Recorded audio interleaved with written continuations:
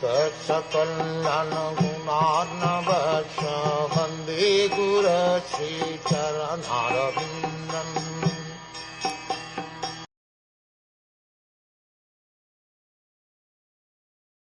Dhruv Maharaj said, "My dear Lord Naraji, for a person whose heart is disturbed by the material conditions of happiness and distress, whatever you have so kindly explained for attainment of peace of mind is certainly a very good instruction.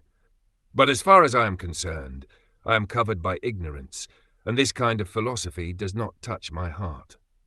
There are various classes of men. One class is called akamis, referring to those who have no material desire. Desire must exist, either material or spiritual. Material desire arises when one wants to satisfy one's personal senses. One who is ready to sacrifice anything to satisfy the Supreme Personality of Godhead can be said to have spiritual desire. Dhruv did not accept the instruction given by the great Saint Narad because he thought himself unfit for such instruction, which prohibited all material desires. It is not a fact, however, that those who have material desires are prohibited from worshipping the Supreme Personality of Godhead. This is the essential instruction from the life of Dhruv. He frankly admitted that his heart was full of material desires.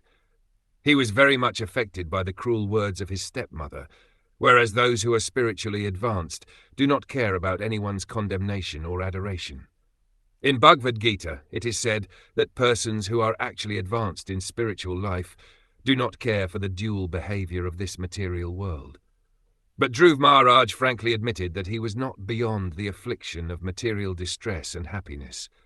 He was confident that the instruction given by Narad was valuable, yet he could not accept it. The question raised here is whether or not a person afflicted by material desires is fit to worship the Supreme Personality of Godhead. The answer is that everyone is fit to worship him. Even if one has many material desires to fulfill, he should take to Krishna consciousness and worship the Supreme Lord Krishna, who is so merciful that he fulfills everyone's desires. Through this narration, it will become very clear that no one is barred from worshipping the Supreme Personality of Godhead, even if one has many material desires.